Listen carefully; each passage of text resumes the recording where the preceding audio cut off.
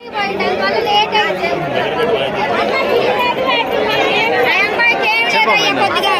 లేదు, పొలాలు లేవు, ఏమీ లేవు. మేము అద్దె కొప్పల్లో ఉండాల్సి వస్తుంది. అద్దెలలో పోండి ఖాళీ చేస్తున్నారు. అసలు మాలాంటి వాళ్ళకి ఎప్పుడో ఇల్లు రావాలి, రాకుండా చేశారు ఊరు పెద్ద మనుషులందరూ కలిసి. నాకు పాప ఏం చేయాలి? మీడియా అందరికి చెప్పా కూడా, మీడియాలో కూడా ఇచ్చా కూడా నేను.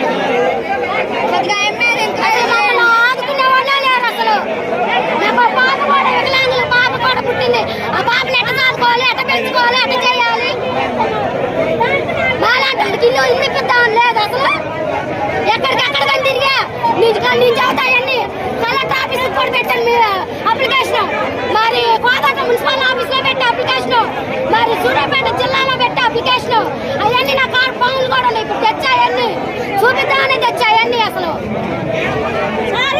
ఓట్లు అయితే కావాలి, ఏ మాయ అయితే మమ్మల్ని అయితే ఆదుకునే వాళ్ళు లేదనమాట.